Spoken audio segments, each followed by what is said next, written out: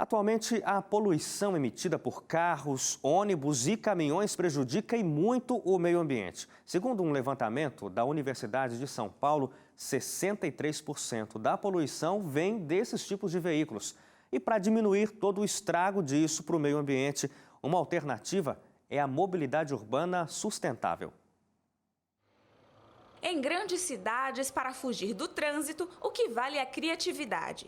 Uns vão de bike convencional ou com uma mais invocada, de 2 andares, se é que assim eu posso dizer. Outros ainda se juntam com alguém para pegar aquela boa carona. Há quem vá a pé.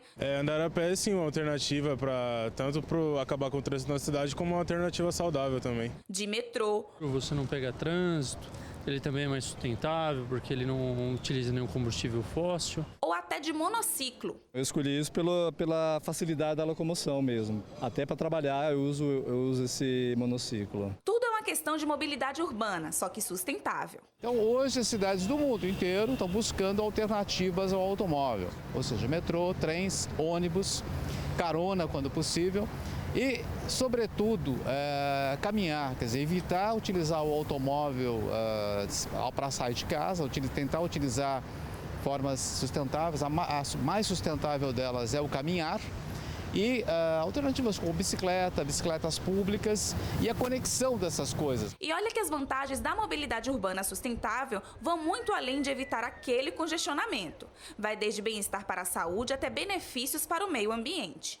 A mobilidade sustentável favorece o meio ambiente porque, primeiro, vai tirar veículos da rua, né? Os atuais usuários de veículos particulares vão passar a usar o transporte público.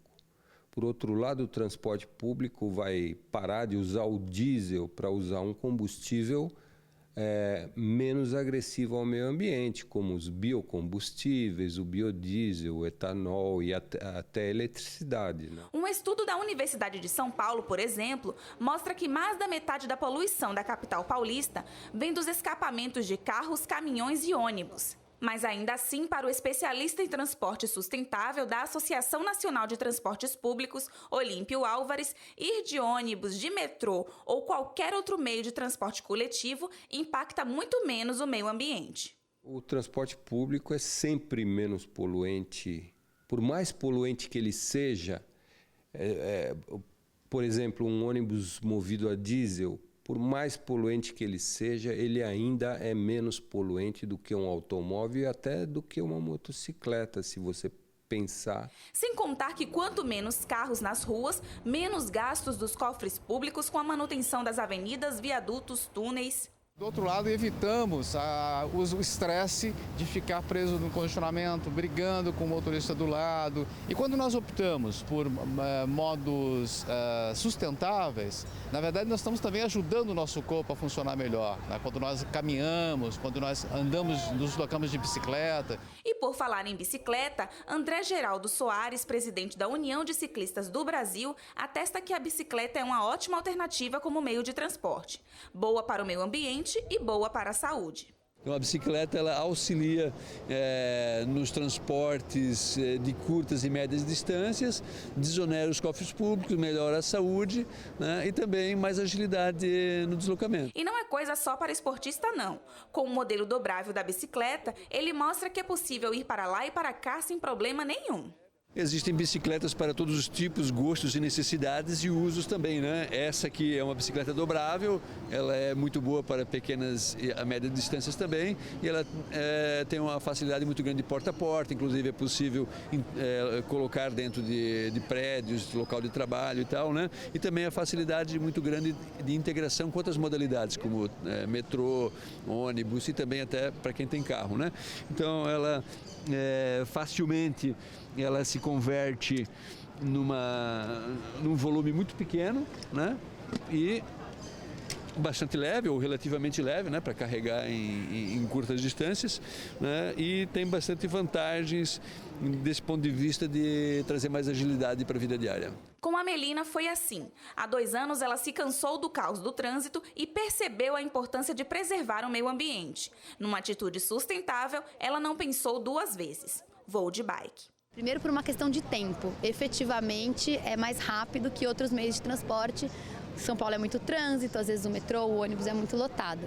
É mais gostoso, a sensação de liberdade e de você chegar na porta do lugar e de você sentir o vento no rosto, é mais gostoso. Eu já tinha bicicleta em casa, sabia andar de bicicleta e hoje com as ciclovias também a cidade está mais receptiva e mais amigável. O resultado disso não dá outro. A humanidade teria uma vida muito mais saudável e o meio ambiente agradece.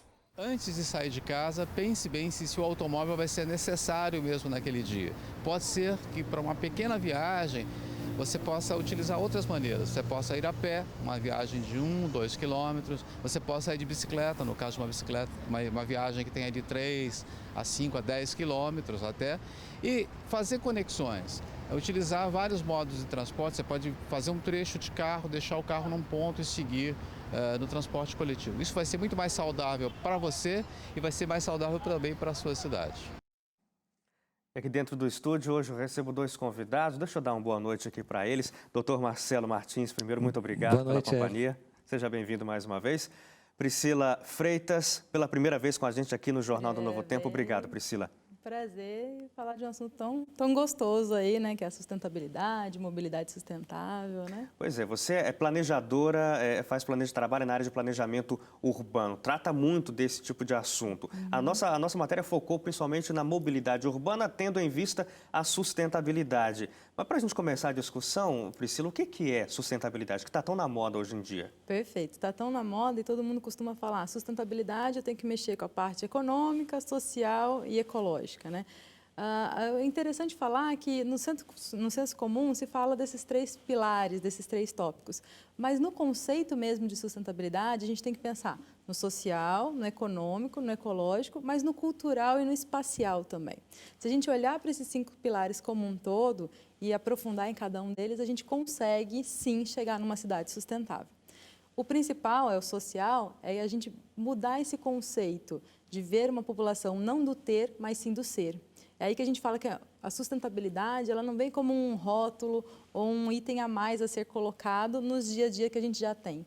Mas ele vem como uma mudança de paradigma, uma mudança de meta que nós temos como sociedade como um todo. Pensando aí, a gente já está interligado em rede, nesse mundo globalizado que vivemos, mudando o nosso senso de direção como sociedade, como seres humanos. Então, não mais ter esse foco no acúmulo de bens materiais, mas sim no que nós somos como pessoas, como cidadãos. A parte econômica, não apenas acumular bens, mas utilizar devidamente os recursos.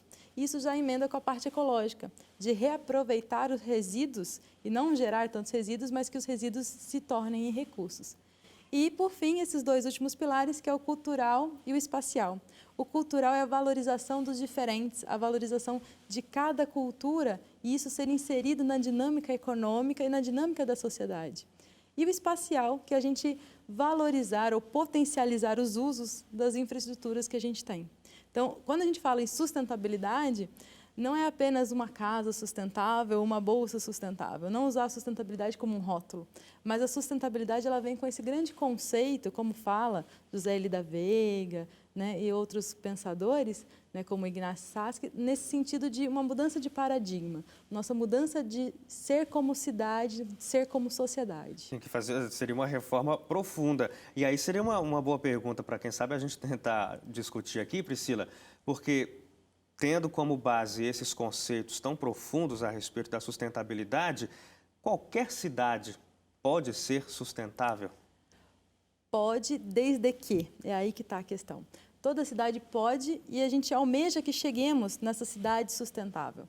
Mas uma cidade, ela está hoje nessa dinâmica de desenvolvimento, de crescimento econômico. Inclusive, hoje em dia as cidades estão nesse foco, não só cidades, mas estados, países, que quanto mais eu cresço economicamente, mais eu me desenvolvo, mais eu sou visto e tenho uma boa visibilidade no âmbito nacional ou até mesmo internacional. Quando a gente fala de cidade sustentável, eu estou mudando o foco. Eu estou falando de um desenvolvimento com outro olhar, não com o olhar do crescimento econômico, mas com o olhar nas pessoas que ali estão, no olhar do ser humano e do desenvolvimento do ser humano, não tanto da parte econômica. Então, uma cidade pode se tornar sustentável? Sim, desde que ela desenvolva esses 5 pilares no seu todo. não só diminua os resíduos, não só diminui os poluentes, né, como fala ali na reportagem que a gente acabou de ver, não só diminui os poluentes que emite na atmosfera ou mesmo os resíduos gerados da população, mas desenvolva a sua cultura local, que desenvolva as suas pessoas, que valorize as pessoas pelo que elas são, não pelo que ela tem.